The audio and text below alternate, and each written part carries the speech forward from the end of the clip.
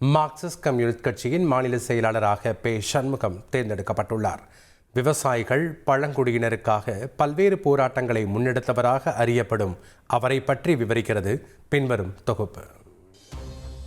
திருச்சி மாவட்டம் லால்குடி அருகே உள்ள பெருவளநல்லூரில் 1960 பிறந்த பே சண்முகம் தனது கல்லூரி காலத்திலேயே புரட்சிகர செயல்பாடுகளால் ஈர்க்கப்பட்டு மாணவர் சங்கத்தில் இணைந்தார். அப்போதிருந்தே மாணவர் தலைவராக தீவிர அரசியலில் இயங்கிய அவர் பின்பு மார்க்சிஸ்ட் கம்யூனிஸ்ட் கட்சியின் முழு நேர ஊழியராக செயல்பட்டார்.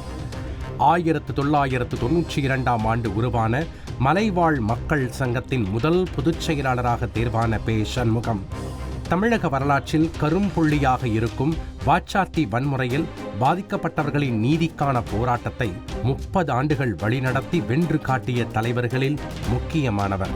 தமிழ்நாடு விவசாயிகள் சங்கத்தின் மாநில பொதுச் செயலாளராக 13 ஆண்டுகள், மாநில தலைவராக ஏறக்குறைய 4 ஆண்டுகள் என பொறுப்பில் இருந்த காலத்தில் அவர் களமாடிய போராட்டங்கள் ஏராளம்.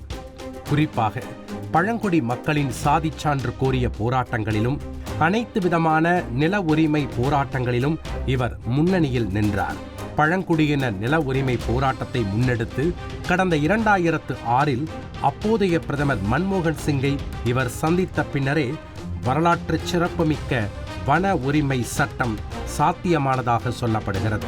2021 ஒட்டுமொத்த நாட்டையும் திரும்பி பார்க்க செய்த வரலாற்று சிறப்புமிக்க டெல்லி விவசாயிகள் போராட்டத்திற்கு தமிழ்நாட்டிலிருந்து பல்லாயிரம் விவசாயிகளை தலைமையேற்று பே சண்முகம் வழிநடத்தியிருக்கிறார்.